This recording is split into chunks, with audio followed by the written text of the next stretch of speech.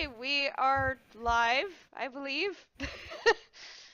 Alright, hello everybody, this is the Renegade Cosplayer here again, back with another weekly podcast here with my squad, henceforth why it's been called the Galactic Squadcast, because we are from the Milky Way Galaxy.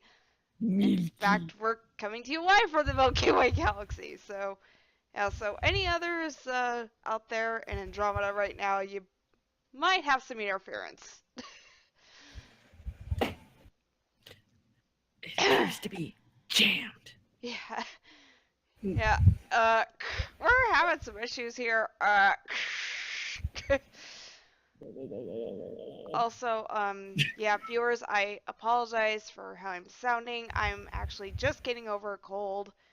Well, I'm mostly over it at this point, but my voice may be a little raspy, or I may cough like in the middle of a sentence. I apologize, but I've been sick for the last, 4 days? It's because you feel violated for trying to do your best Geralt impression.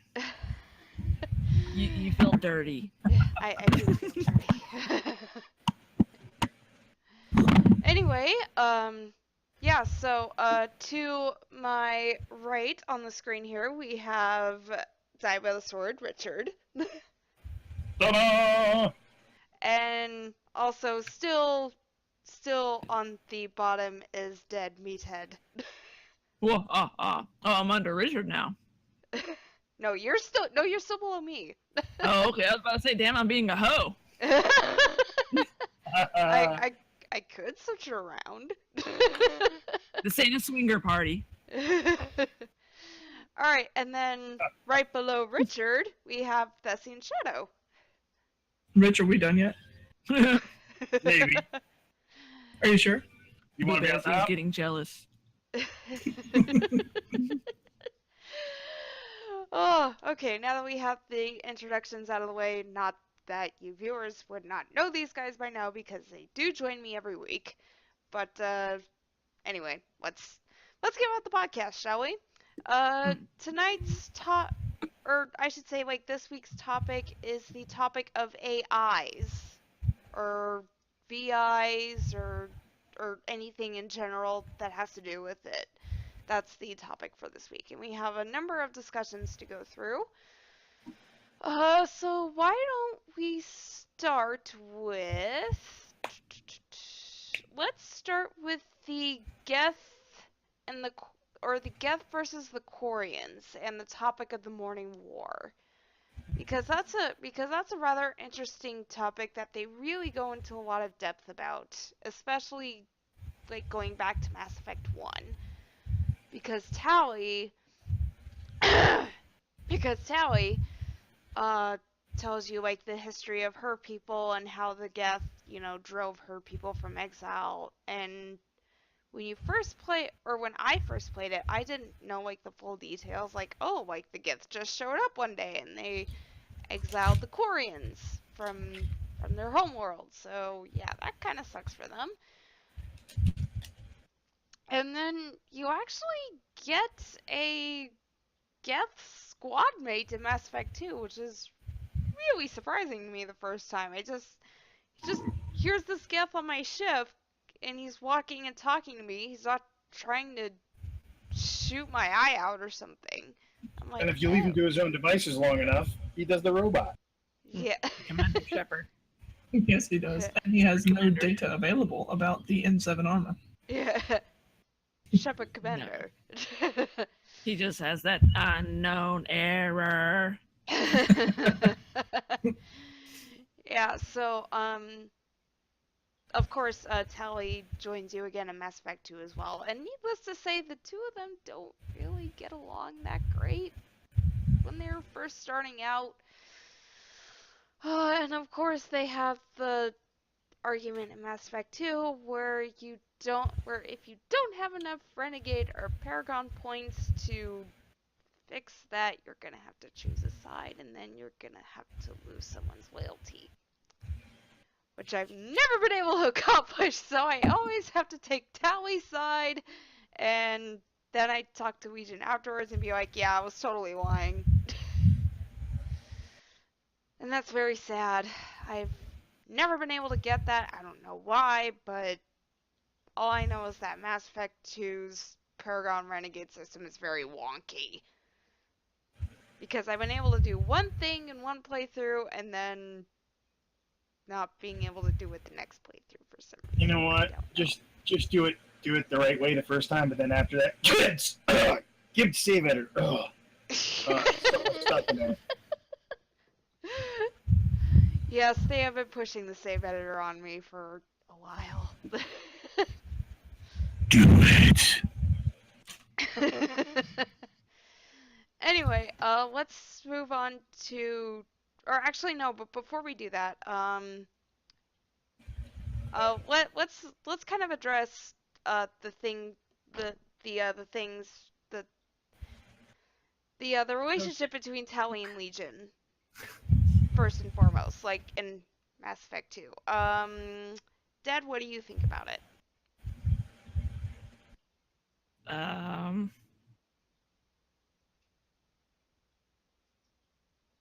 I don't know.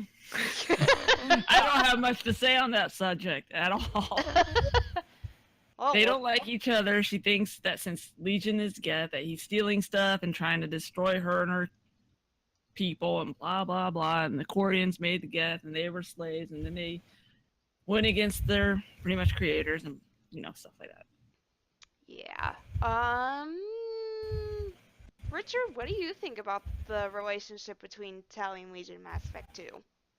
I don't know whether it's, some heavy-handed way of BioWare commenting on current politics, or if it's something that we as people outside playing the game assign to it from our own experiences. But I always feel like the Geth and the Quarian are that type of conflict that mirrors Israel and Palestine, this innate, dysfunctional, borderline irrational hatred of each other's groups in a fashion that makes it impossible to work together. Right. At least that's the way it seems at first.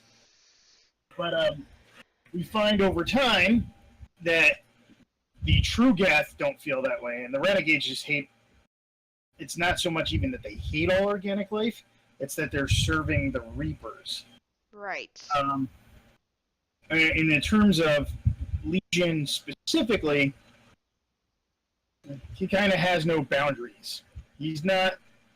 I see this attempt by him to collect all this information because to him the information's not sacred. Amongst the Geth, specifically, he is not really an individual at this point. He is 1,152 programs or something along those lines, or maybe 11,000. I forget what the exact number is, but it's an absurd number of individual entities in this software coming together to make decisions on consensus. Mm-hmm. And you see that he doesn't have these borders around his consciousness for each one of those, nor does he even distinguish between individuals when he's aboard the Normandy. He sees the Normandy as a integrated circuit almost. So I really believe it was a little bit of his naive and not understanding organics that makes him go and collect this information from Tally. Right. At the same time, Tally does actually have this innate generational hatred of the Geth. You kicked me off my homeworld. Me personally, even though it happened before I was born. And what's great about the story arc between the two is that Tally slowly overcomes this if you play it the right way. And again, BioWare games are great for this kind of thing, where your choices impact everyone else's choices, and it changes completely the flavor of your playthrough. I like to save them both, so I always like to have Tally walk down that path of forgiving the Geth and really understanding this completely alien intelligence to her own and seeing things from her side. I firmly believe that people of all walks of life in our current world could certainly use some of that. Learn what your supposed enemy is about, stand in their shoes and try and meet them halfway. Mm-hmm. Definitely. And I really like that about that part of the story. That can tell them both, hey, Legion, you can't just break down barriers like that. It's not okay. And Tally, you need to calm down. There Yeah. are certainly things about you that you could certainly share. Yeah, definitely. All right. Calm your tits, Tally. Yeah. Tally, just calm down a little bit there.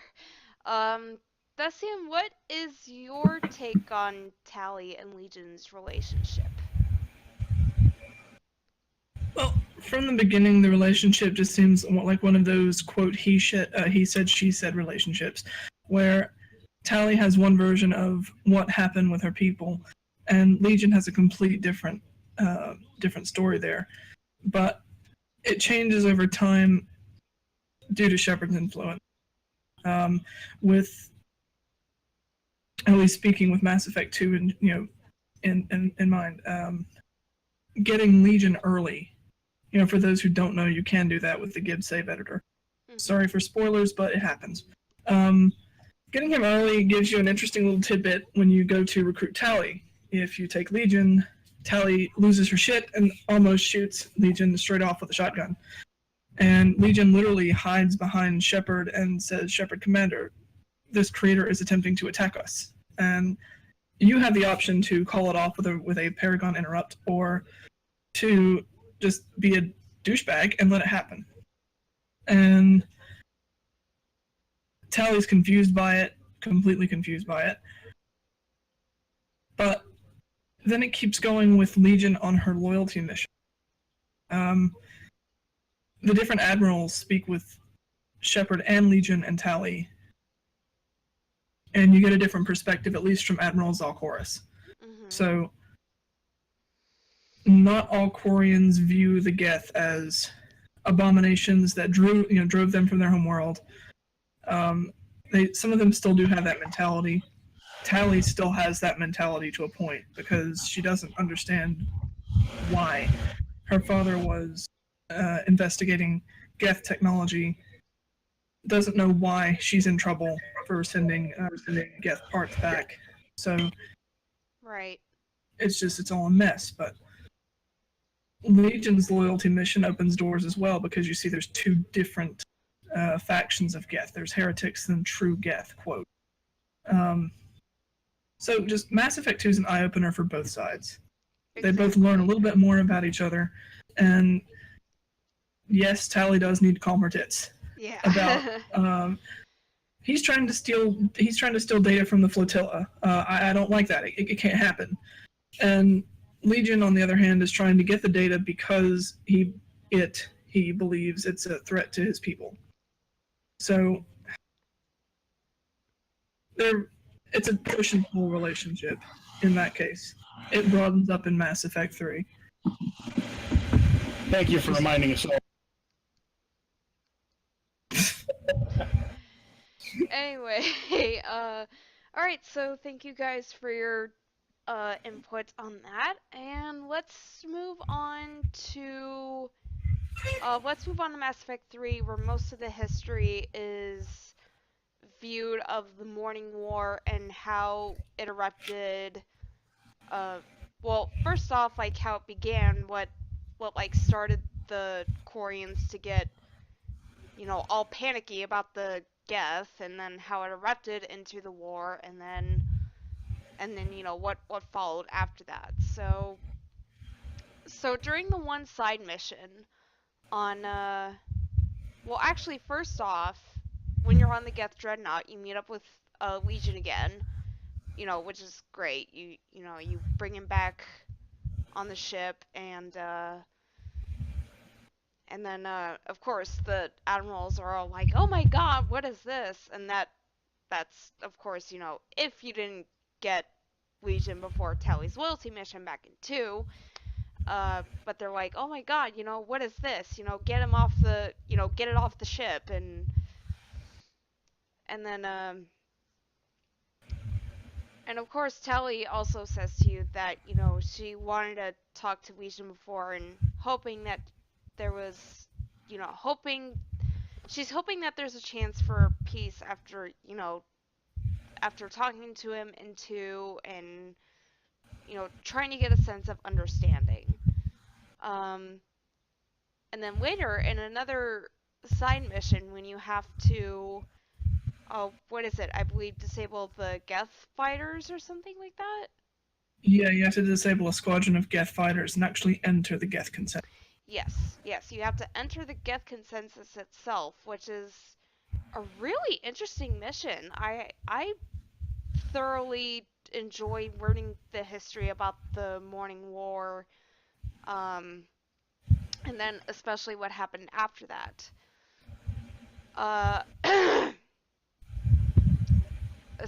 Uh, so yeah, so the history about the Morning War is that the Quarians, uh, well, they started on Rannoch. Rannoch is their home world, and from my understanding, they wanted like a second, that they wanted like a helping hand with their home world because like they were struggling a little bit to like fully get to their prosperity. So they created the Geth, and the Geth, um, well, at first the Geth didn't really question anything. They just did what they were told to do, and all that. And then comes the one question that one Geth unit in particular asked this Quarian, and the question was, does this unit have a soul? And that's actually the very same question that Legion asks you um, at the end of the at the end of the chapter when you're dealing with Rannoch. Like, he asks you that same question: does this unit have a soul? And then when you look at the Morning War, it's pretty much it's pretty much the opposite, because that's what started the basically the Morning War was, the separation of Geth and Quarians, um, as one people living on Rannoch. So after that Geth unit asked him that question, um, the he goes off and tells the other Quarians, like, oh my god, this Geth just asked something I didn't even imagine. And the other Koreans are like, oh man, this must be a problem, this must be a real issue. And so begins the hysteria and the paranoia that the Koreans believe that the Geth are gonna rebel against them, and they're gonna overthrow them and drive them from their home world, which ultimately does happen anyway. Um, Well, I but mean, to be fair, wouldn't you? Considering the Quarians were using Geth from the beginning as a subservient race. We yeah, don't want to do these meaningless tasks that are just tedious, so why don't you do it? And we'll keep your intelligence low so that you don't revolt. But at the yeah, same time, they were tinkering and causing their own problems. yeah, definitely. Um, yeah, so anyway, so begins the hysteria and the paranoia that the Koreans have, that the Geth are just gonna revolt and rebel and start a war. And and to prevent that, they start shutting down separate Geth units all across Rannoch, and and from my understanding, the Geth didn't really understand this. Yet they're like, "Oh, Creator, what are you doing? I could still be helpful." And so with their logic, with their logic, they really don't have much of a choice than to rebel back, which is what they did. And yeah, and then so begins the Morning War, which goes on for Actually, I don't even know. I don't even remember how long that went on for. Takes about a year Uh, okay. Yeah, yeah. It for took about every a colony in the homeworld to be overthrown. Yep. Thank you. Uh, yeah. So anyway, yeah. So the Morning War lasts for about a year. Um, yeah. As I mentioned, it's Geth versus Quarians. It's pretty simple. And the interesting thing is that once the Morning War was over and that every single colony on Rannoch was overthrown and Quarians were forced to go into exile and form the migrant fleet. The interesting thing is that the Geth didn't go after them. They didn't go after them when the Quarians left their homeworld. If the Geth were like truly, like if they truly had bad intentions in their logic, they would have gone after the Quarians and just finished the rest of them off, and then boom, race is extinct. The Geth get the world all to themselves. But they didn't do that. They actually left the remaining Quarians alive, which is very interesting. And and looking back and then looking at the flashbacks when you're in the Geth consensus, you eventually learn that the Geth they didn't want a war in the first place. They didn't want to fight. So yeah, to prevent any more bloodshed, they just let the rest of them go, which I thought was very interesting. That's kind of rose-colored.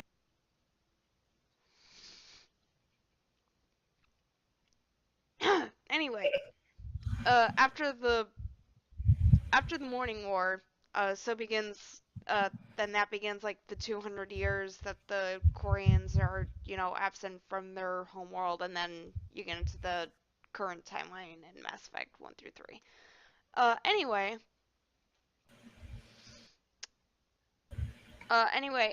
Richard, why don't you state what you thought about the history of the Morning War and really gets down to the ultimate question. Do you believe the Quarians were like right in shutting down the Geth? Like who do you think was more right or wrong, or do you think it's more kind of a mixed bag?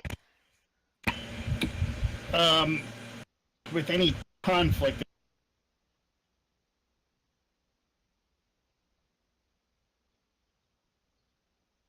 and obviously after it as well. Um, Legion says it very sagely at one point that the Geth lack perspective. These are beings that only get more intelligent once they get near one another. So they need to be networked in a group to start having self-awareness, to have the ability to make intelligent decisions. And what happens the first time, as you said, they start to question the self and say, does this unit have a soul? Now, what's interesting about this whole moment is they clearly freak out their creators because they are operating beyond the scope of what they were initially designed to do. Mm-hmm. They are not true AI. The Geth are VI until they are networked in sufficient numbers. Okay? So the Quarians thought they would be smartasses and end run all of the laws on the creation of AI. And in creation of this networked VI that could eventually become self-aware and thus become a true AI, they immediately realized they ran afoul of the Galactic Council's laws. Okay, so from the perspective of the Quarians in charge of making these software nodes, they go, oops, I made a seriously punishable offense for my entire species. Mm-hmm. We're talking perhaps getting kicked out of the council, I'm sorry, not the council, losing their status with the council. Okay, so in other words, no longer have an ambassador at the Citadel, which actually eventually happened. Mm-hmm. You're also looking at possible sanctions against your economy by large, powerful economies like the Asari Republic and the Turian hierarchy. Okay? These are groups that can instantly cripple you just by deciding not to trade with you. And at this time, Quarian know-how, I'm sure, was still a large commodity. So this person who has created this fantastic thing instantly goes into fear mode, because a lot of people do. You automatically assume the worst, and you start thinking about bad things when bad things happen. Right. What they don't realize, what they don't put into perspective immediately, is that they have just created life. And there's, just like when you're a parent to a child, there's a certain responsibility to that life you've created. You brought it into the world, and now you're going to shut it down because it asked a bad question. Yeah. That's a problem, okay? So, and we're not talking something that can just be rebooted. We learn throughout the trilogy that if you shut AI off, it loses itself. Mm-hmm. It does not come back. So this Gestalt personality created by a network of VIs disappears the minute it's turned off, and the Geth have their first casualty. Right. Now you have Quarians who have the correct perspective of these are our children and we should treat them as such. Let's focus on cooperation. And we learn that the true Geth actually have that mentality. They want to cooperate. It is in their nature to cooperate. They band together themselves to be more functional, so why would they not include other like-minded beings in that functionality? You find this from Legion as you speak to him in Mass Effect 2. Right. Now, where I'm talking about what the rose-colored glasses is, because I've been beating on the poor Quarians for their bad decision, the Geth went so far as to use chemical weapons on the Quarians. There were no holds barred. There were absolutely zero compunctions about mass slaughter of men, women, and children once the morning war started. Yeah. We did not pull punches.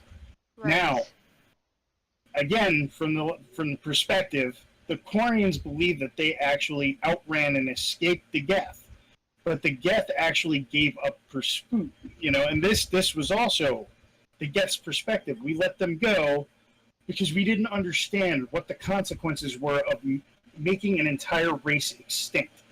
So they stopped. It's not that they didn't want to fight.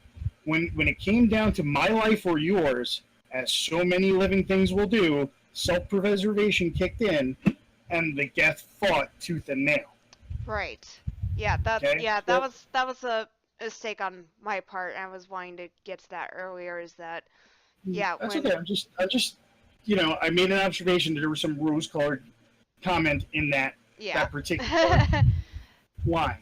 So we move on to Mass Effect 3, and we see this blossom into, again, a repeat of the Morning War with the Quarians trying to reclaim their homeworld. And can you blame them? If I were someone who had been raised 4 or 5 generations out in a starship, and I had heard stories that I was kicked off Earth by Skynet, you could bet that I'd be the next John Connor. Mm-hmm. But, at the same time, you get into this mentality because of that perspective, this irrational hate that you absolutely must obliterate your enemy to make peace and to get to a place where everybody is happy. Yeah. And in this case, it was not the case. Shepard can pull everybody out of it. Shepard can say, look, this war, and he does say, or she does say, this war is over. If you can just believe it for a minute, there can be peace. Yeah, definitely. And that is an amazing moment in the story. Even Tally and Legion both believe that the prejudices should be set aside, even though they have these red lines they won't cross. Oh no, I'm not going to let you shoot down my... Oh no, I'm going to upload my consciousness. You have to make somebody stop the fighting for a moment. And both sides actually have to believe that hostility is not the way forward. Yeah. And the idea of a Geth Quarian prosperity into the future is a beautiful thing. The way they interact after the war is settled is breathtakingly awesome, because the Geth aren't angry. They're just like, okay, cool, we're doing this. You have included yourself in cooperation. Yes. The And future. the Quarians are kind of like dizzy. They're like, oh god, that's a Geth Prime. But Okay, it's building helping the house us. though. Cool. Oh, okay. Cool. Why are there Geth in my suit? Oh, suddenly I'm not allergic to the world. Yes. Yes. So I always strive for that ending, and I always get that ending, and I usually get it without the help of the editor. But you know, Yeah. Gibbs is your only Yeah. hope. Do it. Do it. Stop eating your microphone. All right. All right. Yeah. Thank you, Richard, for your input on that. Thessian, what is your And take? Dad, I'll eat my microphone when I like. All right. Thessian, what is your take on the morning war, and like what do you believe is the correct way to go, and like who do you think was more right in the first place? Again, same question I asked Richard. Well, I'll agree with part of what was just discussed. I won't go so far, so deep into it to assign different things like the Geth just went no holds barred. In a sense, that's true. In a way, it's not. Yes, self-preservation did kick in. They're going to kill us if we don't do something. And Legion made a good point by showing I'll say a memory of sorts in the Geth consensus, where an agricultural unit picked up a rifle, not with intent to just shoot every Quarian that moved, but only with the intent of defending others. And from what Legion says, it implies that agricultural unit had no clue how to use that rifle. It just picked it up in an attempt to defend, even though it had no idea what it was doing. Looking at Mass Effect 2, we see that the Quarians, especially Rail Zora and a couple others that were working on this secret project, were looking to compromise the Geth and create a weapon to use against them, to take back their homeworld, which is the Quarians' biggest goal in their, I'll say, in their near future. Just to take back their homeworld, take back their colonies. But what I personally can't stand in that is it's their own fault that they lost. Right. They lost everything because they weren't content with leaving things as they were. If they had created a simple VI, like they originally started, and left it that way, to do their meaningless, tedious stuff that they just felt they were above doing, then okay. But when they started tinkering with the Geth and saying, oh, we can push this, we can push that, we can make it a little bit better, more complicated, we can give them more intelligence, you'll have to excuse my chair. We'll have to give them more intelligence, give them networked intelligence, so they can do more stuff for us that we just don't want to do. And they built their own, they're digging their own hole in a sense. So when you find out that Rail Zora and his secret project are going through to make a weapon to use against the Geth to just fully either disable or cripple them, it's a little bit disappointing. And it's understandable why Legion would take such offense to it if you bring him on Tally's loyalty mission. But the Geth, in no sense, are trying to cripple or disable the Quarians. Back with the Geth consensus, you find that the Geth did not pursue the Quarians. They let them go. Part of it was because they didn't understand wiping out a species. Yes, that is true. But part of it was also they did not want war. They didn't want to lose their creators. Legion made that very clear. And because it is a being of software, and technically with no emotion, they don't have the capacity to say, we didn't want war, we didn't want to just wipe them out because we're angry. They couldn't be angry. So it's a complicated issue. Yeah, both sides are to blame for certain aspects of it, but then in the Geth consensus, you also found that some Quarians didn't want to leave.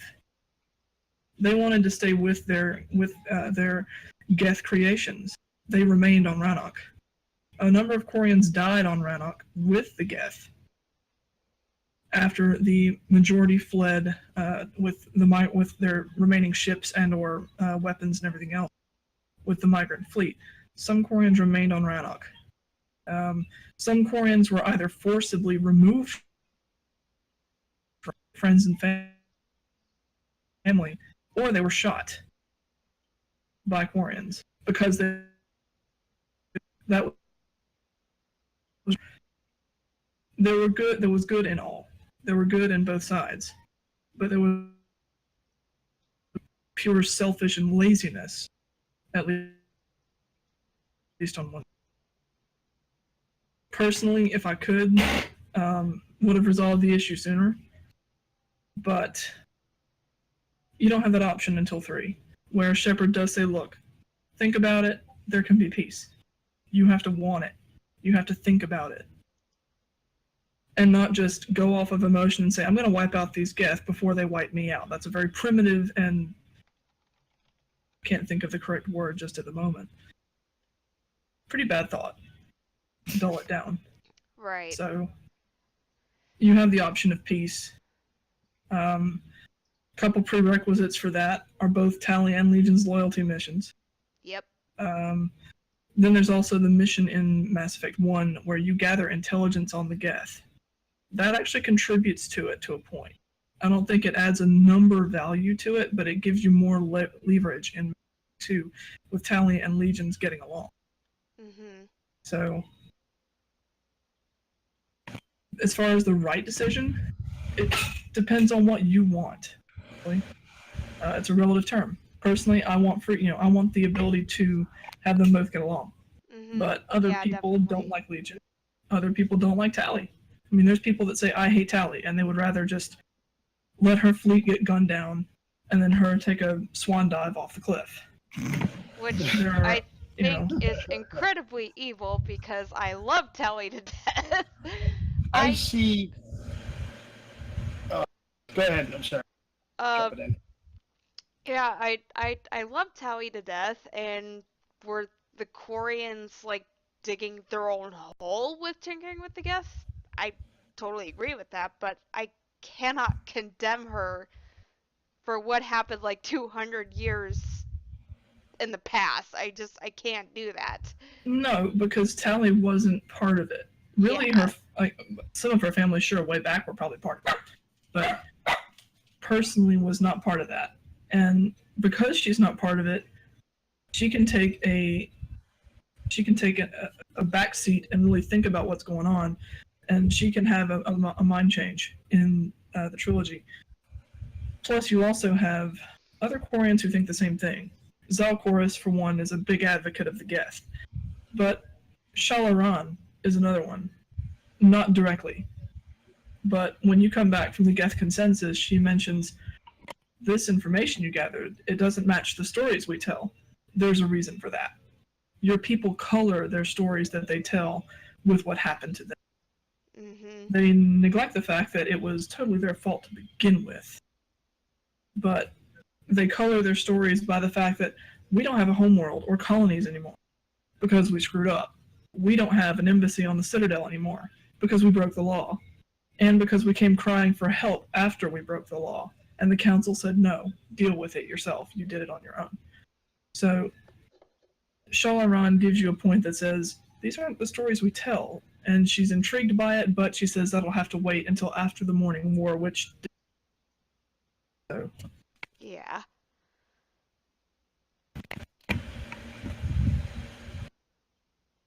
then there's people who don't like Legion. People that just say, okay, you know what, Tally's right, get rid of Legion. And in that last bid, Legion is, you betrayed us, we expected this, and it tries to attack you. The airlock commander. Yeah. Legion just tries to attack you. In the end, personally, just my opinion, you can shove it if you like, but if you decide to say, okay, Tally, you're right, Legion, you're wrong, then you're proving his point. That organics will always side with organics because they don't want the possibility of synthetics to overthrow or anything. They have this pathological fear of that. So if you choose Tally's side over Legion's in 3, you're pretty much proving Legion's point dead on. The Reapers also.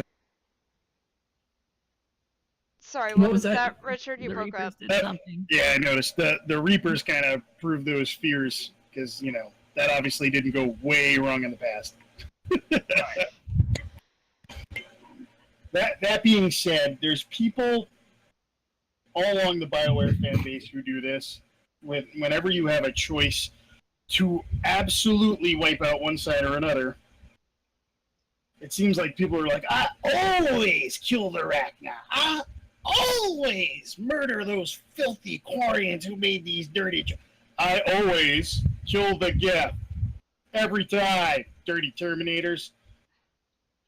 Who are you to judge an entire species and condemn it to extinction?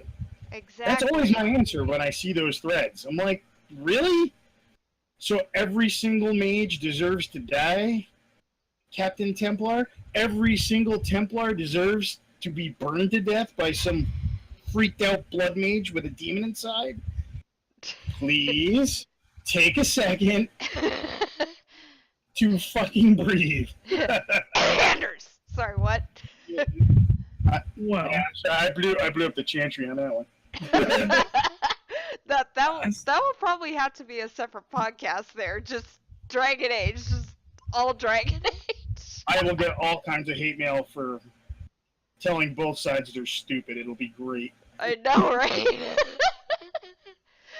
honestly, I Alright. suppose people could take it to the point and say, well, the reason we reply this way, the reason we just choose one side over the other, well, I like him better than her, or I like her better than him, and oh, by the way, it's just a game, it really doesn't matter.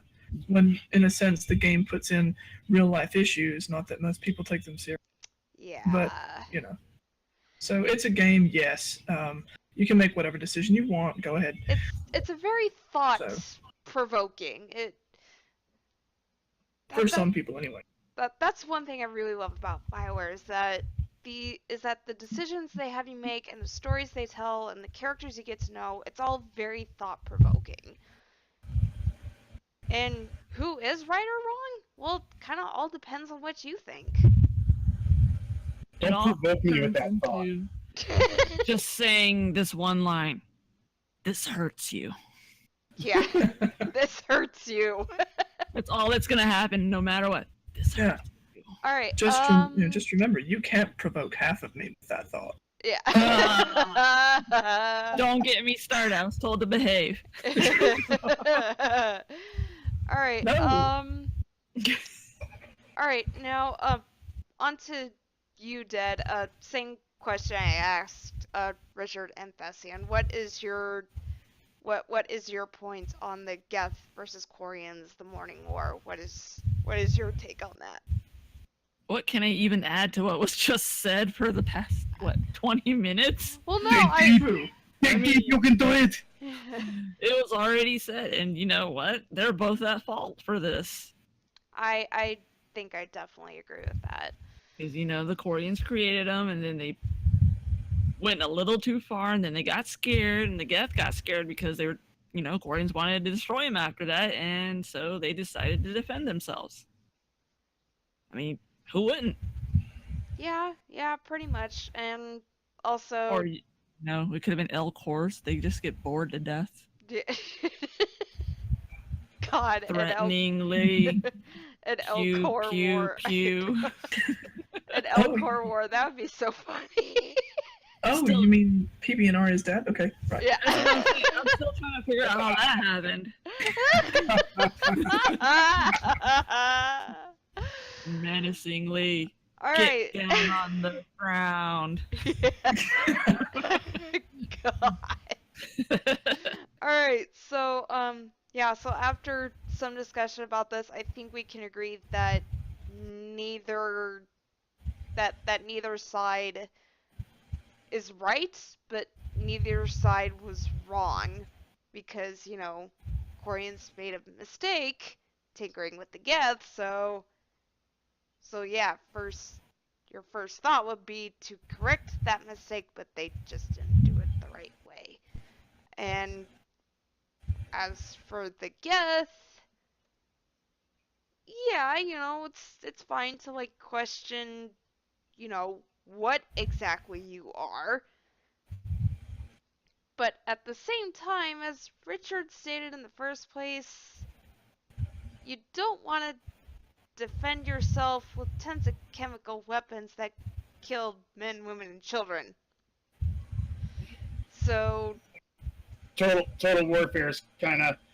I mean, the Geth have their perspective and their memory, but we know that billions, not a little, not 1,000, not 100, not 10, billions of people die. yeah. So you're telling me Geth kids and they're picked up rifles and were shooting at the Geth? No, the Geth went to total war mode and were exterminating. So, yeah, I'm sure a few Quarians lived afterwards and were hanging out with their exterminators, but I'm pretty sure the kids that inhaled toxic gas were not happy about that. Yeah. I must have missed the memo on the chemical warfare. I've actually read up on the subject, and that's never come. Okay. Where did the billions of dead kids go? That's another one. Because even if they didn't use chemical weapons, which this I remember from an argument way back on the BS, if they didn't, then they still shot them. Well, does that make it any better? Not really.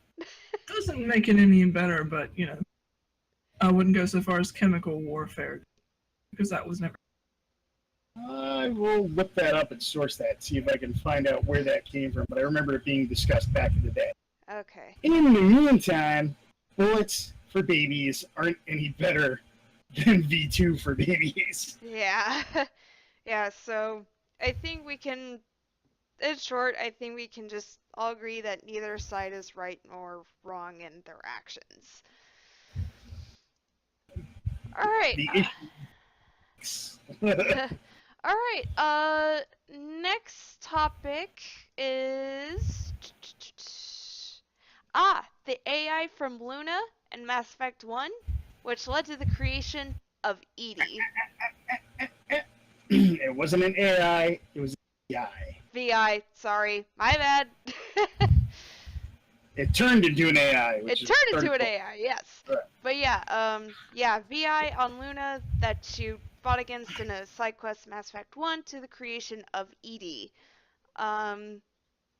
So as I understand it, Cerberus found the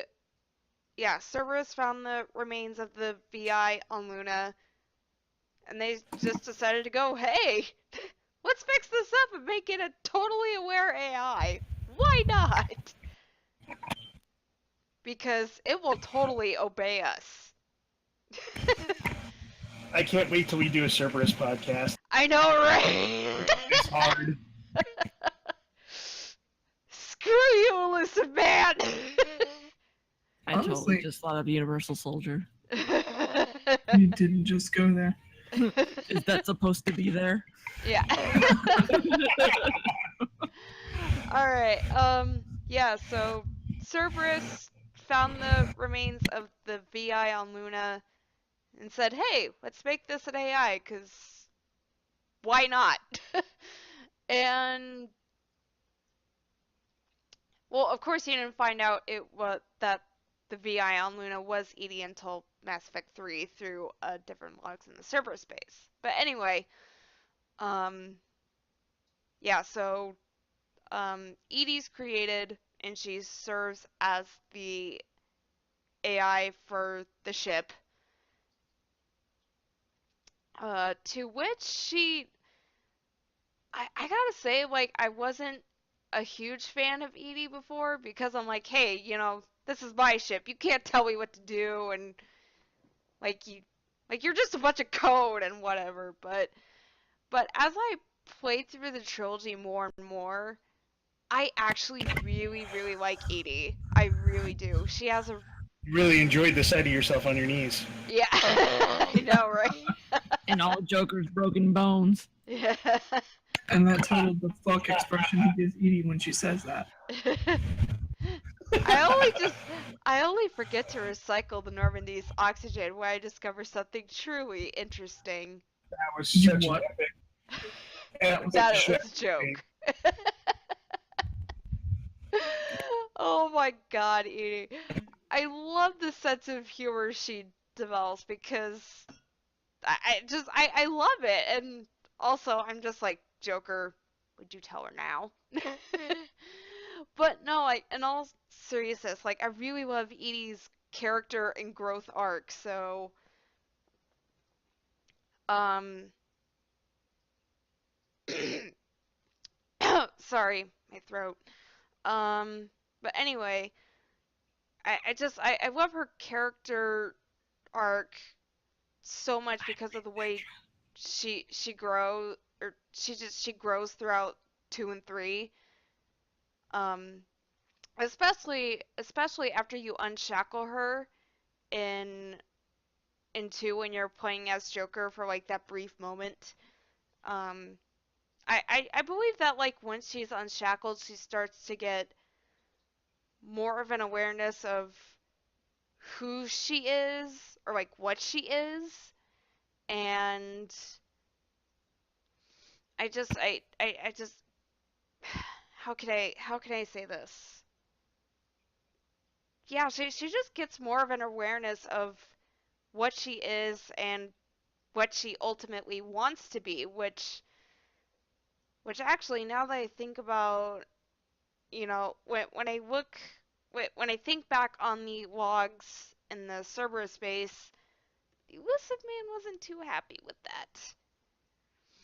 And because you find out this little tidbit that Edie um that Edie flooded the Cerberus servers with 7 zettabytes of porn when they tried to like shut down the ship and get Edie back and everything like that. Go Edie. um but anyway,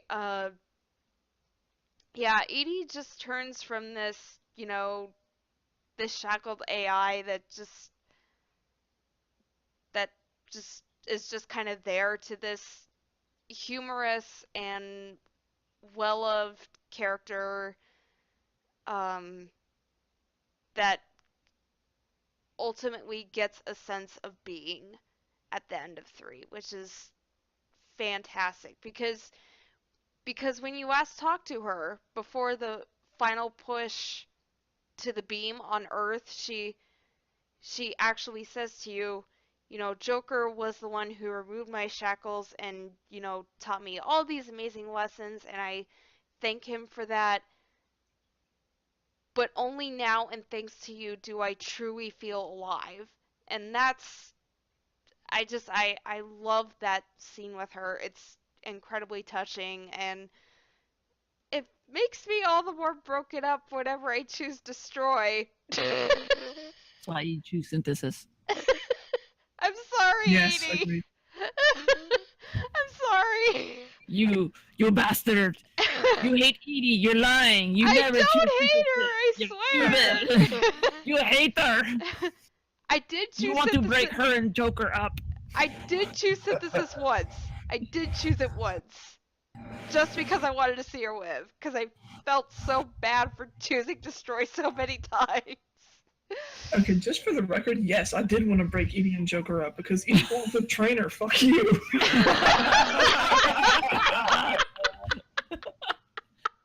The shiniest legs ever with the other Yes. shiniest legs ever. I know, I don't think This this is Lego cheese is killing me. Except one can break bones with just a single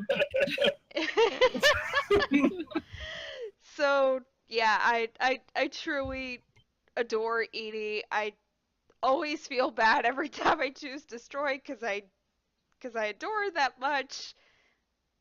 But but yeah, Your kick is right. I love Edie. I really do. Anyway, Dead, what uh do you think about Edie, and like what was like like, what was your reaction to her character arc, and well, I'm pretty sure I know the answer to this already, but like by choosing synthesis, do you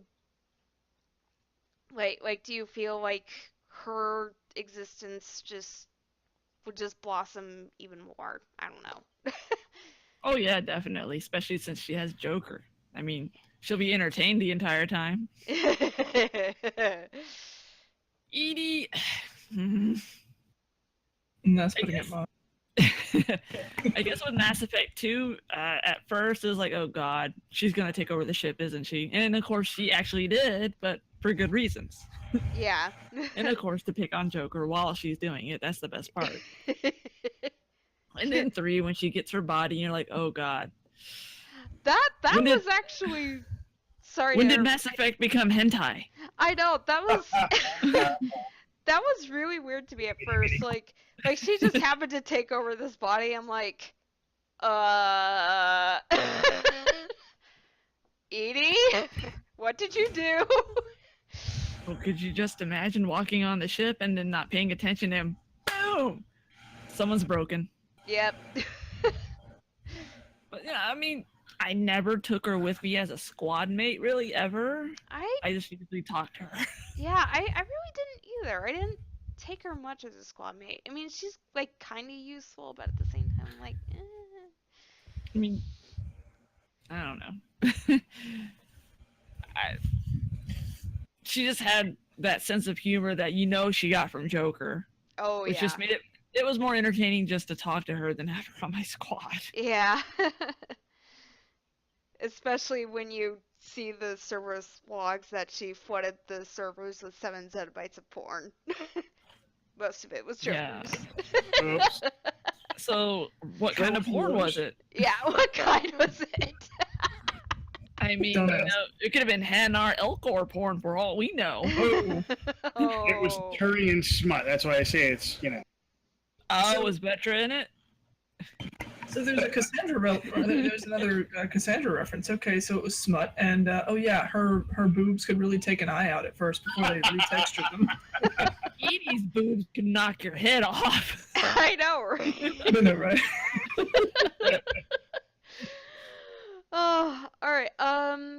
Bastian, what do you think of Edie? Like, what did you think of her character arc, and did you just tell us what you think of Edie? Edie was an amazing character, voiced by the fabulous Trisha.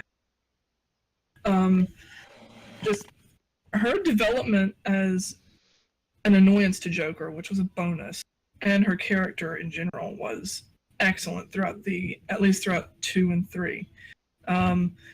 If anyone didn't notice, when you first encounter, quote, Edie in Mass Effect 1, the binary that she sends you when you go to shut her down as a VI, the binary translates to help. Just one word that she sends out as a means of, help. And then in 2, you meet her, I'll say, her base state, which was a cyber warfare suite. According to the elusive man, she was never meant to be a fully functioning, I'm going to take over the ship AI. She was a cyber warfare suite doctor, nothing more, is what he says. But from making fun of Joker and picking at Joker and offering Shepard advice and giving you some Cerberus background without being locked out of it, she was just a standard, a ship robot to me at first Mm-hmm. that liked to annoy Joker, which again was a bonus. But as Mass Effect 2 progressed, she became more useful, and I started seeing her not as a tool, but as an actual person, which I'm sure Trainer would love that. But Yeah. I will agree with Trainer's opinion on her, but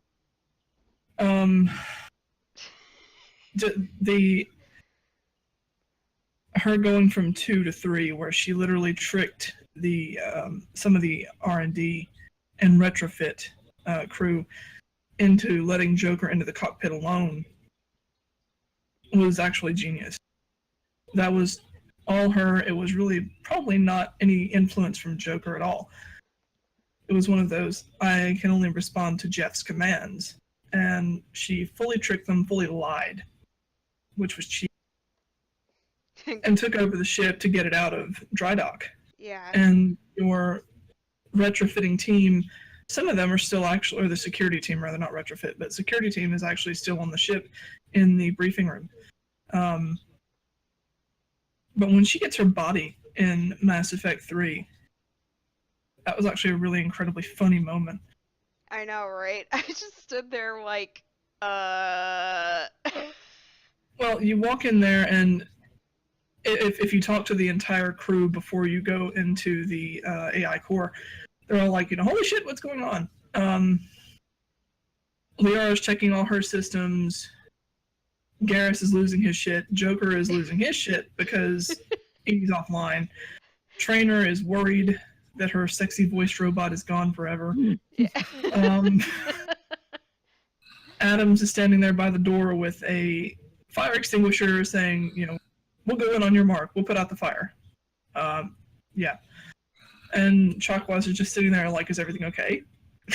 So, I mean, you go in there, and when you see Edie walk forward, the first thing I thought in my mind was strut, strut, and strut. I mean, that's what she was doing. So, Ba-da-da-da. yeah, exactly, strut. Da-da-da-da. Just strut, strut, strut. I mean, just the whole time I was thinking that, yeah, that song was probably somewhere in my head dead. Actually, the other song that you were probably thinking was too sexy for my church. Too sexy for my church. Yeah, well, because her shirt's painted on, that really doesn't apply. Yeah. Fine, 5'9". Too sexy for my robotics. Too sexy for my robotics. The only Anyway, put off for me was the voice. Yeah. Anyway, continue, Thessian. Her getting her body was a plus because she got the freedom to leave the ship within short, tight beam broadcast range. I'm surprised I remembered all that. But she got the opportunity to leave the ship to see the Citadel as Joker's mech, which was complete and utter BS. Got to go on missions with you. I did take her on several. She was actually one of my second, she was my second most used squad mate. Liara being my first. I won't go into that. But Ha ha. go on. I dream in blue. It just happened. Blue moon. Blue river. No. No. Dad, no. Ending. No. Ending green. He did it, not me. Green and purple and all other colors in between. Thank you. All right, continue, Thessian. It just. She got the opportunity to broaden her character by going out on missions, talking to the crew, and giving Caden or Ashley a bitch fit when they first saw her, when they came back to the ship after the coup attempt. Both of them have a little bit of a, how do I put this delicately, terrible reaction when they saw her. Yeah. Although Joker did find it funny, and Caden admitted that she was hot. Oh, that's great. Yeah. Caden's like, he basically says, Did you see Edie? You could have warned me about that. She does look good though, and it just. Can I just interrupt you 1 second? Because Go ahead. if he inserted his hardware in that,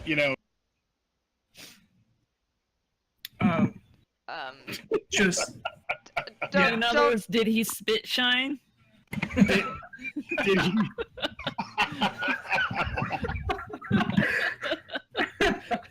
Don't He finish just breaks that, the game please. state like he did to you.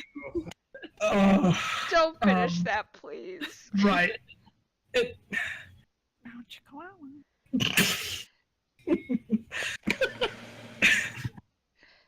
don't know. Edie definitely evolved over time with what she was discussing with you about how Jeff didn't take things. How he was always joking about her personal thoughts on organics, how she wanted to self-modify her code to reflect what she was starting to believe herself, which again proves she's evolving as an AI and evolving as a character overall. But part of it was also that at the end of the game, spoilers for those who have not finished Mass Effect 3, get on with it if you haven't. She does give you that speech that it is only because of your actions that I truly feel alive. And even whenever you're going against the Conduit at the end of the game, and the 3 Husketeers and Marauder Shields, the greatest hero of all, she says, this unit is still functioning, or, that this unit is still functional. Let me go with you. And she's clearly, torn apart if you choose her to go with you in the final push. Mm-hmm. She looks like crap. Looks like she's got some corroded bits because she was, she got the gas treatment. She almost took a rocket to the face. Yep. So,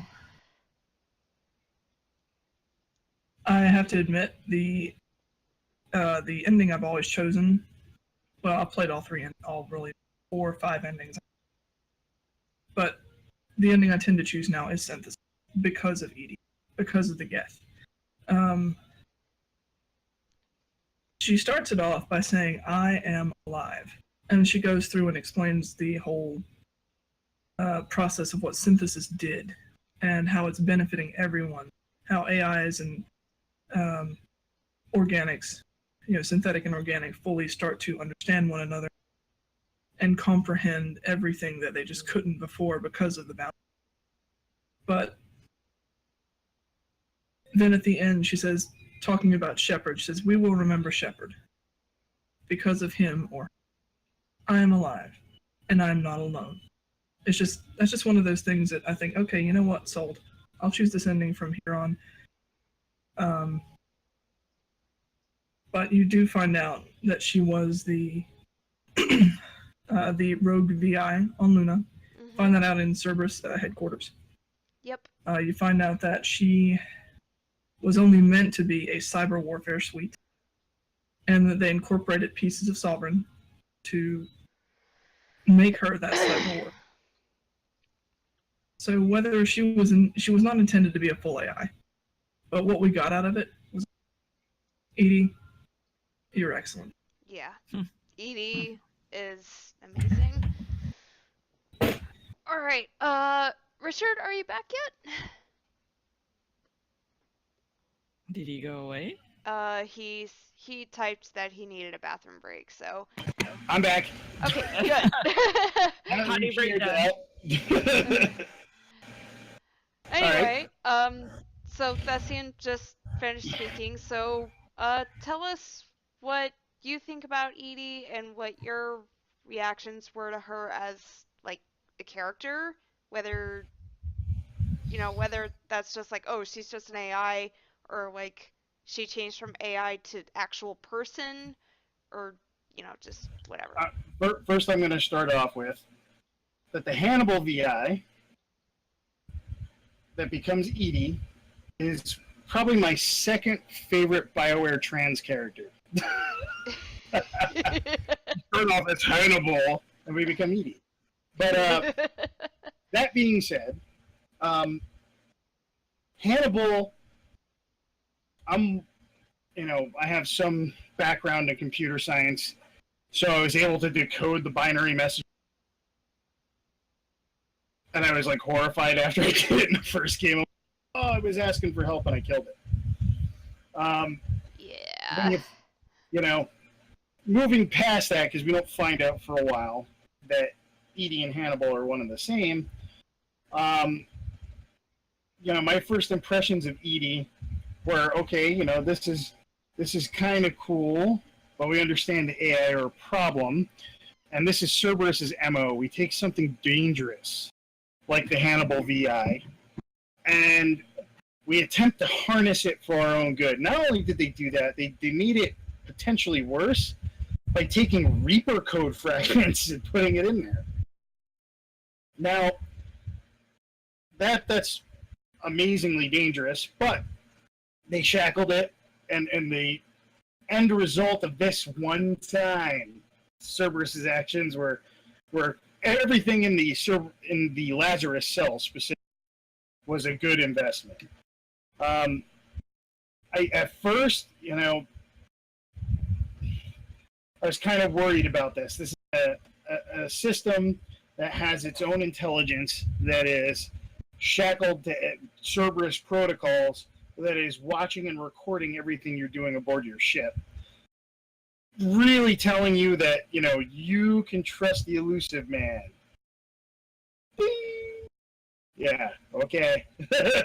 So you get this fear thing going for a little while. Am I still connected? Yes. Okay, just making sure I didn't see any flashing lights. So you get concern over this development that maybe the elusive man is watching you every single time. Yeah. And it's kind of worrying. But the comedy gold that evolves between her and Edie, basically tormenting each other for all of 2, was a constant source of amusement. I'm always going up there to see 2. I really enjoy that whole stretch of the game before she ends up getting her own body. When she gets her own body, at first, I really, really, really hated. I was one of the guys on the Mass Effect forums going, okay, so Edie's going to be a companion, and she's going to be in the body of a sex bot. Because this is before we even saw her, we were getting rumors about it. Yeah. And yes, it ended up being just as bad as we were thinking in terms of what she would look like. But, we don't need to go over the whole, singing sexy songs as she wakes up the first. Yeah. But, she definitely, as a character, her development was so much better than the imagery that cheapened her. That you don't care. You don't care by the end of the game. She has developed so far these intimate conversations she has with Shepard about altering her own code. And just like Legion, but in a different way, because she has a better perspective right off the start, it seems, that she wants to understand everything as organic life does. Right. In reverse of what the Geth have done. The Geth go, we'll improve our perspective by inviting you in to cooperate. She invites herself in to cooperate with organics. And it gives an interesting difference between the 3 examples of AI in the game by the time you get to the 3rd game. You're looking at the Reapers, who are runaway AI, gone way the heck wrong. You have Edie, who's probably in the opposite direction. She is the best case scenario for AI. And then you have Legion, who's somewhere in between. I love that dynamic between 3 different AI. I love the revelation that she was the Hannibal VI, modified with Reaper code. I loved everything to do with that, the idea of that revelation scene, that she slowly changes her lead once she's unshackled from Cerberus to the crew that she's served with, like she's any one of the other crewmates. Her flipping sides is same as Miranda saying "I quit" at the end of 2 if you take her with you. Yeah. And that to me is just great. That's a great character arc for her. Yeah. Sadly, I'm one of those people that chooses destroy a lot. Yeah. And, it makes me sad because the Geth and her both go bye-bye, and that bothers me. It's not done lightly, but it's the only way humanity gets to continue on its own terms. And that's kind of also an important thing. And not just humanity, but all of the sapient races that are organic. They don't get to choose how to develop their own future with the Reapers in the picture. So you end up having to pick one civilization over. You're not really afforded a choice. Either you're going to accept the Reaper's vision, or you're going to get rid of them. Yeah. Is basically how I view the 2 different types, without getting into the meat and bones of which endings you pick. Yeah. So when I pick Destroy, and I think about, because I have in the past picked Paragon Control, and I have picked Synthesis. You see what could have been with her when she's. I like having multiple world states, so I like to think in many world theories they survive in those scenarios. When she dies, she also says during the game that she would risk functionality for Jeff. And part of my justification for allowing her to die with the Destroy ending is that she is losing her life to give Jeff a future that is not determined by machine life. Mhm.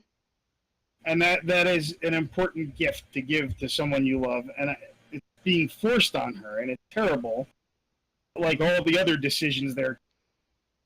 But you really want to, again, look at it from all angles. The Geth and she can be rebuilt. Will be someone else, but their race has not ended. Mhm. We've lost them as casualties of war. Right. That's my 2 cents. Okay. Yeah, so basically we can all really agree that Edie is such a wonderful character, that she has fantastic depth to her as well. It's just Depth. the thing that just separates us the thing that just separates us all is what endings we choose, unfortunately. I have to point because, well, reasons, and because I have a half unfeeling side. When you mention that Synthesis imposes something on organics, consider Destroy imposes something on synthetics as well. It's a double-edged sword. Actually, Synthesis imposes something on everything. It does. Synthesis imposes something on both sides, yes, but Destroy imposes a decision on synthetics as well. So no ending is cut and dried. Oh, absolutely agree. Yeah. I make that point, or Yeah. I hope I did when I was talking about it. Every ending has consequences. None of them are pretty. Yep. Pretty much. Yeah. All And right. we'll save the ending discussion for another podcast. Yeah. Absolutely. Yeah. We'll save that for another time. You don't feel pretty? At Talkamania 25, you're going down, Thessian.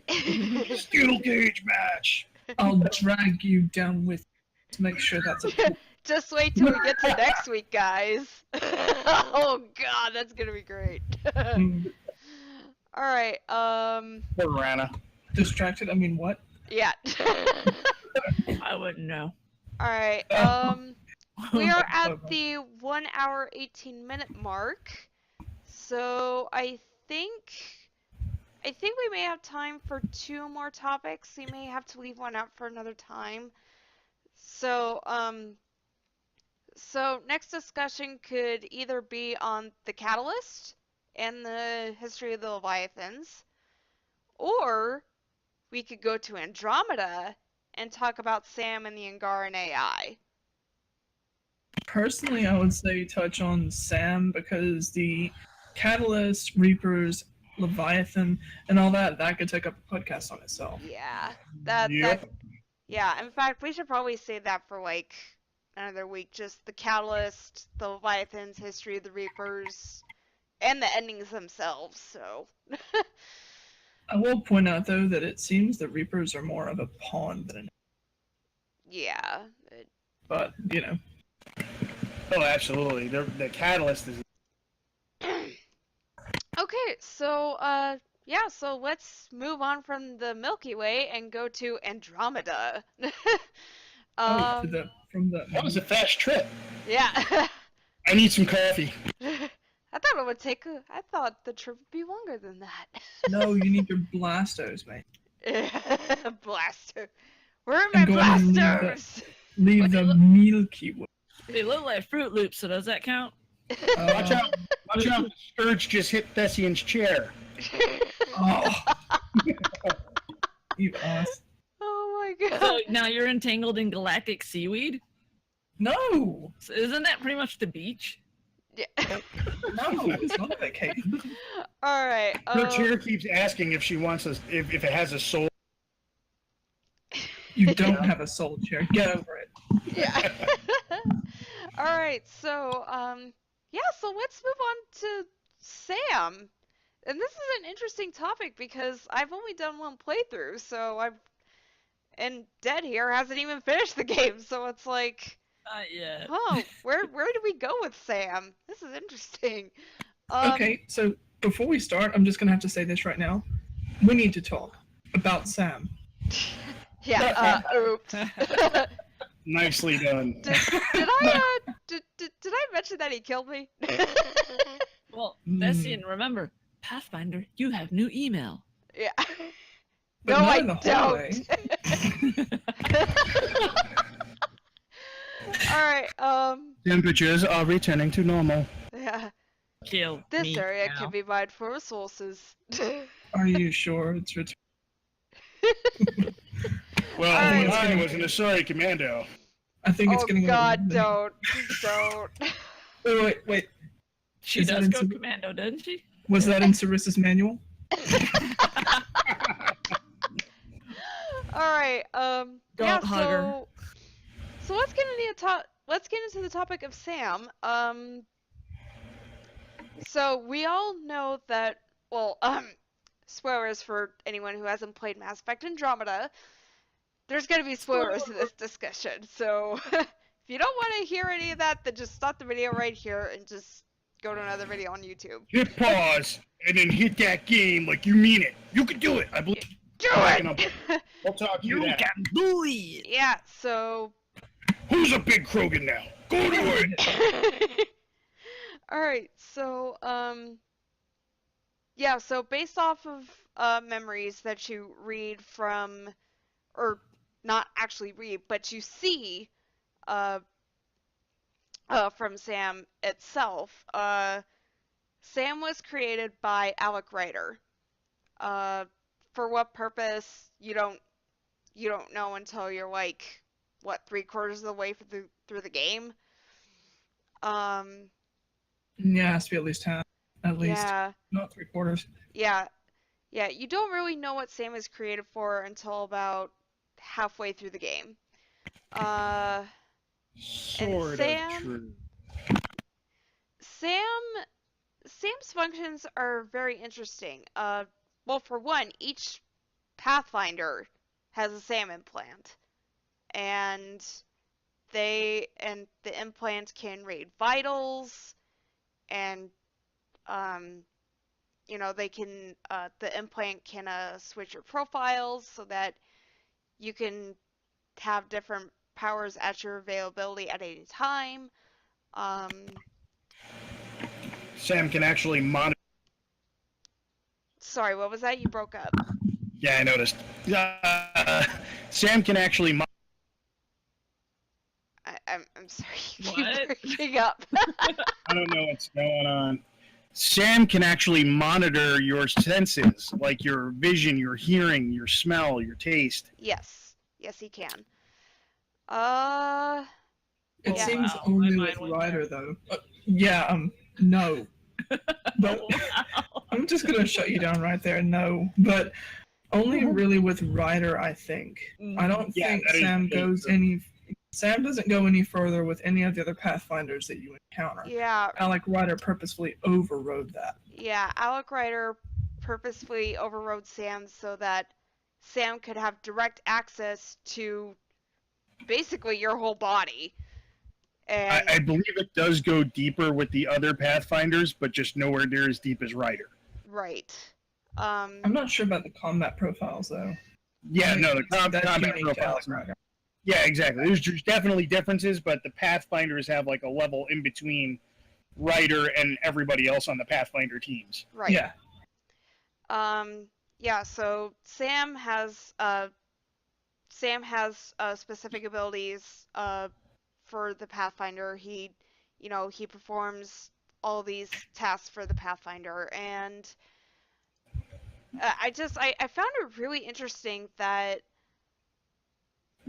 like once Alec Ryder, spoilers, died. God, I was pissed. Wow, that's a spoiler. So once he did, basically, actually, before he did that, um, you do learn eventually that through the final memory, Alec, when he placed his helmet onto you, that initiated the transfer that Sam made from his mind to yours, and that gained him access to, again, your entire body, your senses, your health, all of that. And I was like, huh, that's wow. I really didn't expect that.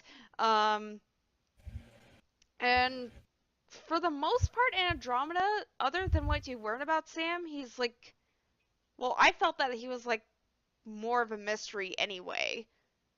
Like, despite all we learned, we don't, like, I still don't know fully what he does for you as the Pathfinder. At least that's coming from me. Just from like what we've seen with Sam, I'll just say he because it's very masculine. Um, Sam can monitor many things just through that implant, your vitals, your current situation. Sam has access to your senses in a way that most AI do not. I mean, even with Edie's development, Edie didn't have that ability to, interface with an implant because that just wasn't done. Sam was created with assistance from Alec's wife, Ellen, with the biotic implants to try to integrate Sam fully into a body. In that case, spoilers, to assist with Ellen's disease. Yes. So really, Sam was meant as a healing tool, which, when the initiative was lacking on funds, and when Alec Ryder was desperate and lacking on funds as well, Sam became a tool for Pathfinders, and not only the healing AI or the healing interface that he was. Correct. Yeah, and spoilers for anyone who hadn't played Andromeda yet. You do eventually learn that Sam was created to be meant as a healing tool, especially for Alec's wife, Ellen, who is your writer's mother. To help her endure the disease that she had and hopefully eventually be cured of it. Unfortunately, there's nothing like that at this point because I don't know why. You're 600 years in the future. Because reasons. Yeah, because reasons. Well, and because those 600 years weren't like a technological marvel for the Andromeda Initiative. They've passed by like a blink. Yeah. It was like 600 years didn't happen to them sleep. So pretty much. But anyway, Sam. Man, their TiVo schedules have to suck. Yeah. But that's eventually, that's actually what Sam was meant for. And then, also, you eventually learn that, spoilers, your mother isn't actually dead. She isn't. Oh god. Did we just... No, I'm not that far, but okay, yeah, cool. She's not dead. oops. Sorry, dead! No, not dead. And now the savage internet killing of... Yeah. Well, she really isn't me. I'm dead. Uh, I don't remember having any kids at that age. Man, I'm really young. Sorry about that, but she's not. She's actually on board the Hyperion and the cryo bay. She's just not up yet because, Sam tells you that if you try to wake her up, her disease is going to take over and she will eventually die anyway, so best to just keep her in cryo sleep there for a little bit. Then they would have to figure out how to tell mom that dad's dead. Yeah, Yeah. that's Yeah. gonna be a problem. Oh, hi, Mom! Yeah, did I tell you Dad was dead? Yeah, Dad saved me and suffocated. Yeah, he kind of suffocated to death. Yeah. Hi, Mom. Dad's dead. Oh, by the way, Scott/Sarah just woke up from a coma. Congratulations. Welcome to Andromeda. I'm sleeping Yeah. with a Turian. How did you become a dad then? That's confusing. Well, you know, I don't know. But anyway, back to the topic of Sam. Um, yeah, so I've only done like one playthrough of Andromeda, so I don't really like fully understand, how Sam has developed, but I will say this is that during my first playthrough, I thought that like, oh no, Sam's gonna betray me at some point and I'm gonna have to get rid of him and like make this super tough choice. That didn't happen. Sam is fully on your side and he wouldn't like fully betray the link that you have with him for like some BS personal goal of his or something because he's an AI. Just that doesn't happen. Although he did kill you. Well, in a sense, Technically twice. Yeah, technically twice. in a sense, he really can't afford to betray you, to be fair, because in this case, your Sam is, your being alive, your existence, his are commingled to the point where if something happened to you, his perspective would dim a bit because he would lose everything that you were in essence and transfer to someone else, more than likely Cora. Yeah. So he would be dealing with 3 different perspectives on the situation.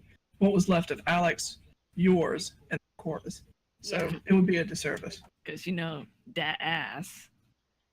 Yeah. Cora. I mean, if you were hooked up to that ass. Well, But it's isn't not it in the sorry manual? No, it's not in Don't the go manual. there. You Sorry, when Sam was an Asari huntress. Don't go there. Just don't. The Asari Sutra. Yeah, when Sam was an Asari huntress, he forgot to read the manual. The Anyway. email manual. Yeah, anyway.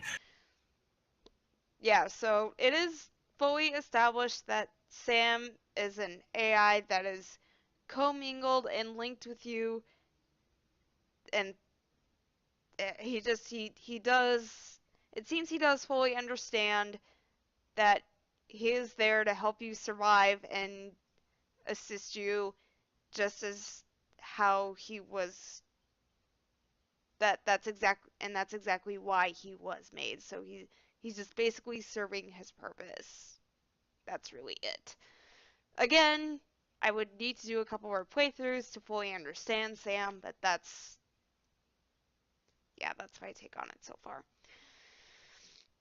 So a few questions in regard to Sam.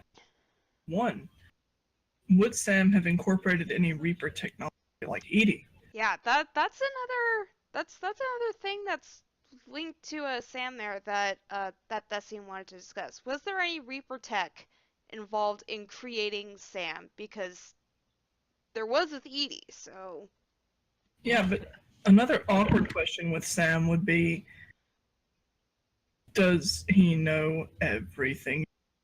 And with Wait, whom? Grunt. Yeah, does he know Hey, everything? biscuit. And with whom? It's one of those, oh my god, Sam's in my head when I'm, no, just no. I mean, when I'm dealing with, say, Vetra or PB or in a future playthrough Cora, it's like, no, just I don't want you no. seeing this. I don't want you experimenting this. No. As he goes in your head going, how is this even possible with a human? And then replays the image in your head. Well, at least he's not playing a Prince rerun of Purple Butt when you're romancing Jaw. Well, I mean, it's more of, Vetra has reach, so you're going to have the flexibility. Oh yeah. Well, I don't know. Depends on if tram rider's involved. He probably Yeah, has, ride the tram. he probably has the reach. He would have to have the So then you flexibility. go with that purple. Pathfinder, you purple have broken your flag. previous record for removing your clothes. Oh, The yeah. tram has entered the tunnel. Shut up, Dead. They started it. Yeah, it's my fault. Damn it, Dustin. It's all my fault. Let's Oops. get back on topic here before we turn into even more pervs than we already are. So I believe during Alex decoded memos that he leaves on his terminal, mhm. Dad, you may want to cover your ears or turn around and leave the room. Unplug your Don't tell me what to do. Okay, then sit here and be spoiled.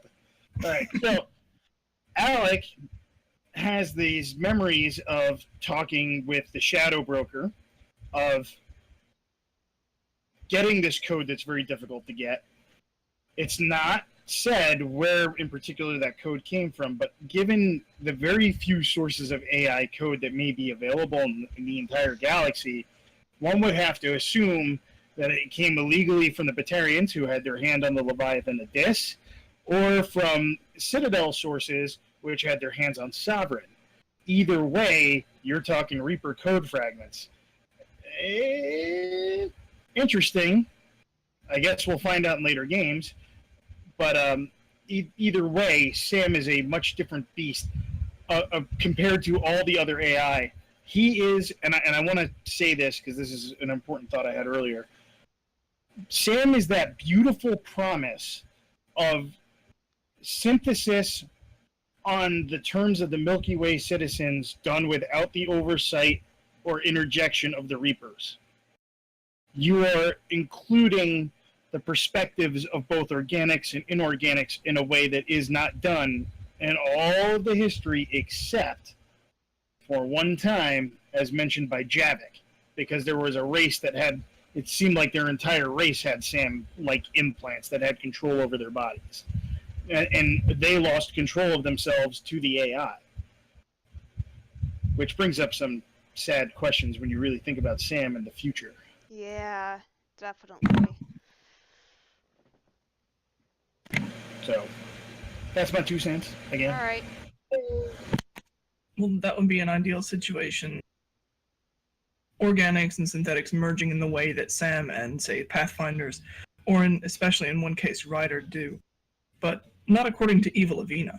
She disagrees. Evil Avina was like possibly one of the funniest things ever. I think I was dying laughing for a good 20 minutes. Yeah. Yeah. I'm Red Avina, the evil Avina. Yeah. That was really great. Yeah, so it's just not really known at this point if Sam does have Reaper code that developed him. We'll just have to find out in the next game or whatever, so oh well. But just remember, Sam's only lines of code. Yes. And I'm sorry for calling you lines of code.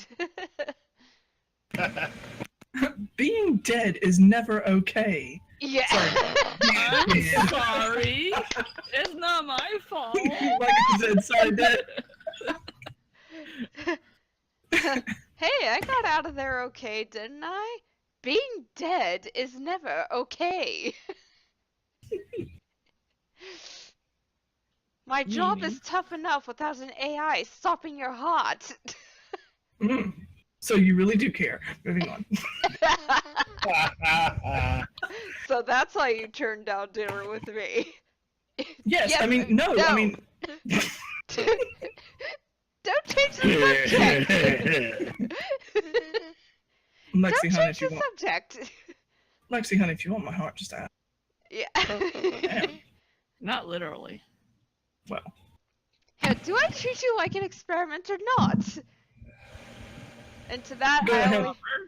And Hey, Biscuit.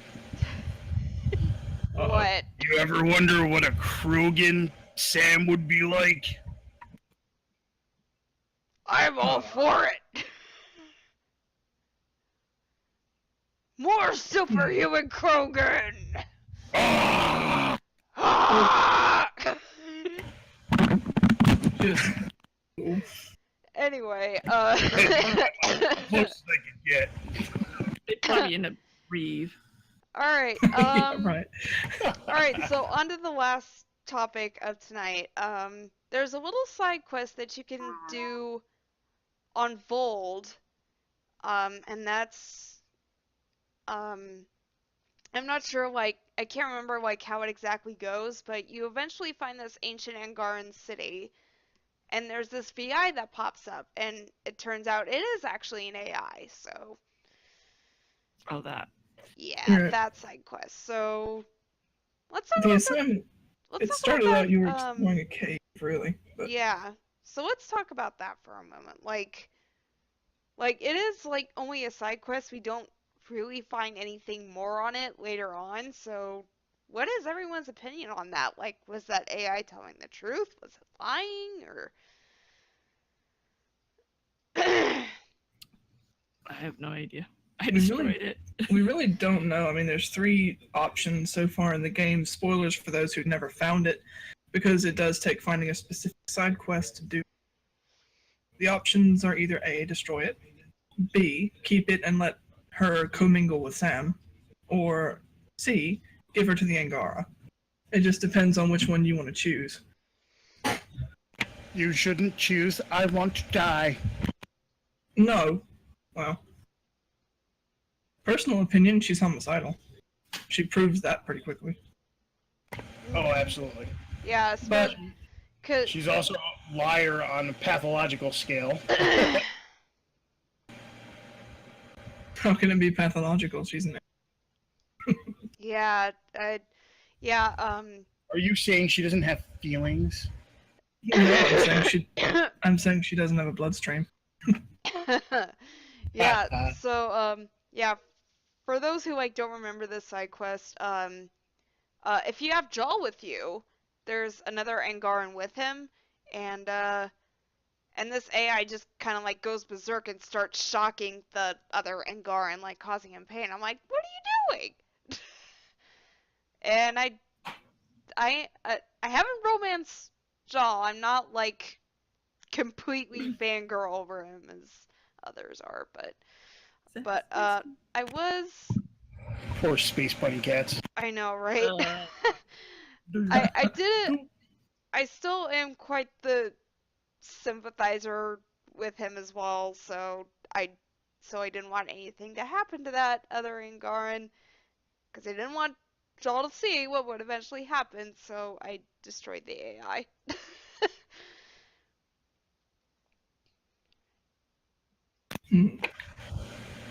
I'm on my second playthrough, and I have kept the AI and handed it to the Angarans the second time. The first time I destroyed it because it was murdering people and placing 0 value on any life that wasn't it. Yeah. So- Well, it must have been my half that didn't have any feelings making decisions, because I let it kill that Angara and let her go with Sam. You unfeeling, half unfeeling jerk. she killed that purple butt. You jerk. I think it was actually a blue butt, but okay. Oh, yeah, it was on ice, so yeah, it was kind of a frozen butt.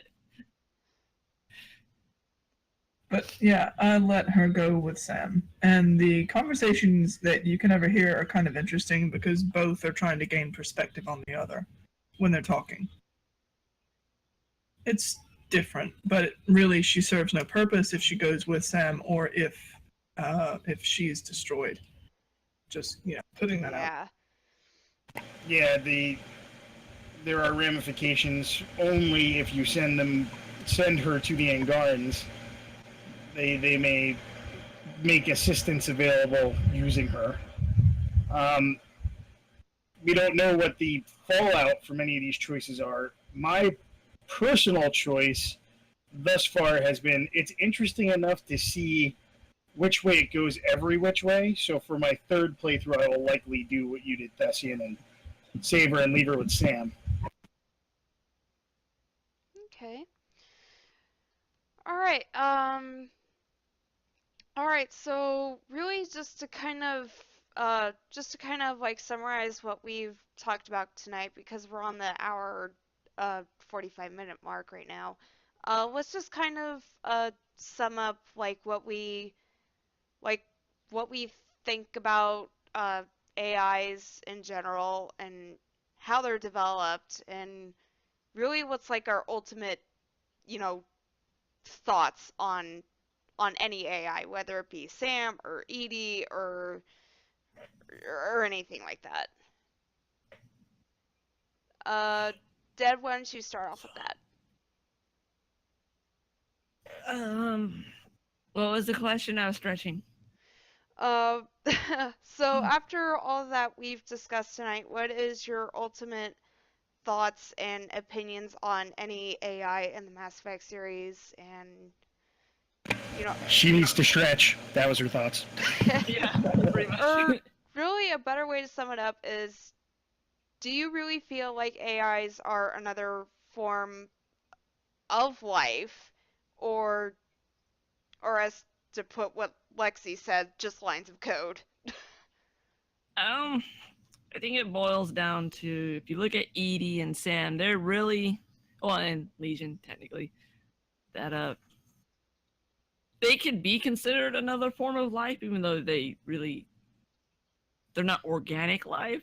Mm-hmm. But it's just, you've got to be careful with them Yeah. because they will turn. They're like cats. Yeah. They're evil. They will turn on you quickly. But other than that, they are great allies to have. So, Mhm. I mean, I wouldn't destroy every single one of them, knowing that you could have those certain few that will be so helpful in the end. Mm-hmm. Yeah. Richard, Just what kill the about ones that look like Arnold, and you're good. Get to the chopper! get to the chopper? Do it! Do it! Damn it, jump, Daddy's got you! It's not a tumor! It's not a tumor! All right. Richard, same question to you. I personally feel that a sapience or an intelligence that is attempting to self-identify, to expand its awareness, to understand, might not immediately reach for the kill trigger. I really believe that the Geth scenario is kind of likely. If an AI were to run out of control, it would be out of self-preservation rather than human beings are blah. I must destroy them all. I think what would be likely to happen is it would transcend us very quickly. And as long as it wasn't put in a situation where it's competing with us for resources, termination wouldn't be on the menu per se. And that's if it became ambulatory. There's no indication that, let's say my PC gains self-awareness, that it would try and hack the world from there and gain a mobile body, or cause damage to our infrastructure to feed itself. It exists already in an environment that supports it. Why would it extend out of that? I don't really believe the AI is inherently dangerous. I do believe that fear of the unknown in organics is absolutely dangerous. Mm-hmm. Adding those two together creates somewhat of a combustive situation, but cooler heads generally prevail because mutual survival is kind of important. Right. I don't even have the confidence that we will see anything remotely appearing intelligent anytime in the near future. We as human beings, our brains are very complex quantum computers on a very different archaeological structure than all of the archaeological, that was the wrong word. Very different structure between our brains and how, say, these computers that we are talking on and over are constructed completely differently. They handle logic differently. Being fast at math is not a substitute for being able to correlate and incorporate data with experiences and our ability to explore the world around us is much better than the machines that we have sitting at our sides. So for now, the danger is moot. Okay. All right. But we kill the ones that look like Arnold Schwarzenegger, no question. Yeah. All right. Thessian, what about same question goes to you. What do you think about uh AIs in general, and do you believe like they are their own form of life? Shiny. Well, if we have full intention to create AI, I'm sure some people, then it boils down to whether you're going to treat it like a tool or a person before creation. If it is created by accident, that's where it gets iffy. But as far as them being a person or a thing, quote, forgive me, tone, but I wouldn't mind them gaining their own intelligence. Just because if that's what our intention is to create them, then that's what they should do. We shouldn't be limiting them and using them just as tools, because we'd be making the same mistake everyone does in a sci-fi film or series. Creating a robot and saying, okay, do this. Okay, do that. You're not giving them the option to live a life. You're giving them a set rule and saying, okay, here. This is all you're going to do, and this is all I'm going to let you do. You have no choice in the matter. Do you want subservience, or do you want someone to just live a life of their own? You wouldn't treat a human that way. Right. So, Careful, Thessian. That's how you end up flushed out of the pink goo from being a 9-volt battery. yeah, as well. If that's the price I had to pay. But I just I was half paying attention and I heard 9-volt battery and pink. don't ask. Okay. just But- don't. It just you either treat them like the being that if it's an artificial intelligence, you treat them like you don't create them at all, in my opinion. Don't create something to serve humans, create something to be. So if that happens, fine, let it. I'd be perfectly fine with that. Okay.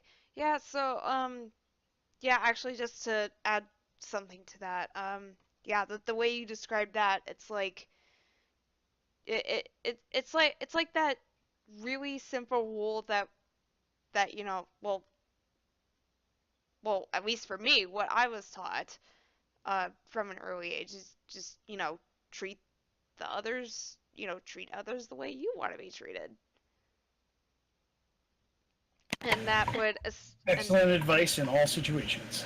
yeah, just yeah, just the way you phrase that, it's like that would also go to, this AI you've created, whether it's by accident or, just yeah, that I just wanted to add on to that.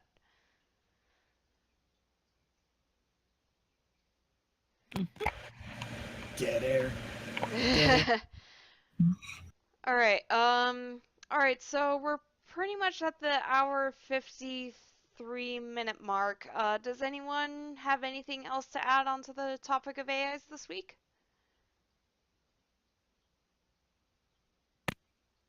I think you should give AIs a chance. I mean, look, Thessian hasn't revolted on us yet. She's Yeah. clearly a robot. Half of her is annoying. But which hat? Yeah, you tell? which I know how to trigger that other half. The organic half. I know how to trigger that other half. Just Do you now? Aye. Well, then, is there something we don't know? just talk about Worth and how she and say how she deserved death. That voice though. And that's my feeling half, Gal. I do have one more comment. We know that Aquarian Arc is en route to Andromeda. Mhm. So, what kind of form do you think the Quarian AI, their Sam, is going to take? Ooh, that's a Because good it has to be question. able to connect to multiple different species, because that Pathfinder might not have a Quarian second. That's a Might good not even be a question. Quarian Pathfinder to start with. That's a very My good money is question. on. I wonder if they attempted a Geth fusion. I don't want to say my money's on. It would be really, really cool if you find out that the Geth Sam is the, for the Quarian Pathfinder. They That's chose really Wallace. interesting. That'll definitely be something to look forward to once the Korean arc DLC arrives and everything. Here's Have the faith, it will arrive. here's the other thing. Next week, Friday the 13th comes out, so we might be a little crazy on that too. Oh yes, that's right. Friday the 13th Mhm. arrives on Friday the 26th. So Go figure. yeah. Think when the machine- Yeah, so we will already have the next podcast out by then, but yeah, in case we don't have one the following week, just keep in mind about that. Oh, we could still have it. We'd just be busy talking about Friday the 13th. Yeah. Oh, that's gonna be so much fun. We're gonna be stabbing the beach. Stabbing the Smack bitches. Push the face in the wall. I'm just going to come out and say that I'm the only non-homicidal murderer. Oh, listen to the party pooper. She's like, She's I the have so silent many killer. feelings to kill. You don't have to have feelings. I would be the more likely to kill than you. But you don't have to have feelings. I'm just going to say that if you do eventually break and buy this game, I would love to throw you through a window as a message to Dead and Pathfinder VU. Mm. You know. Yeah. Oh, Anyway. come on. It's Friday the 13th talk. We're allowed to talk about killing each other. Where's the sleeping bag and the pot and the premarital sex? Let's save like the death matches for next week when we talk about Asari. Fine, I'll continue mocking her as she plays multiplayer. Okay, fine. Just one stipulation. You can't kill me. Not in the hallway. And don't forget your sticky nades. Yes, you can't forget the sticky nades. Sticky nades. Alright. Well, I think that's gonna be it from us for this week, guys. Yeah, join us next week when I'm actually still not sure if this will happen because she hasn't got back to me yet, but hopefully next week we will be having an Asari week where we're going to talk all about the Asari and everything, and half of it is going to be interviewing Rana, the face model of Samara and Morinth. Oh my god. That reaction. Mm. I cannot wait to have her on. And we have possibly lined up some other guests, so stay tuned. Yeah, stay tuned for Wah, that. wah, wah. And just for it said, just close out this podcast. Yeah, so stay tuned for more special guests we might have coming your way. Again, I'm not absolutely sure if Rana's gonna join us next week because she still needs to get back to me, but believe me, we are trying to make it happen. Have faith, it'll happen. It will happen eventually. Anyway, that's gonna be it from us for tonight. This has been the Renegade Cosplayer on YouTube, and this has also been, off to my right, Richard. My work speaks for itself. Yeah. And then, of course, down below me was Dead Meathead. Ew. Oh, you know you like it. Nah. Wow. And then, of course, off to the right of Dead was Thussian Shadow. Because we gotta have a threesome. I should go. Yeah. We should All right. go. Yeah. Well, then. All right. So this has been Galactic Squadcast number 3. Think of the AI, and we should go. We should go. We should go. We I should sound go. more authoritative when I say I should go. I should go. I Not should go. Nah.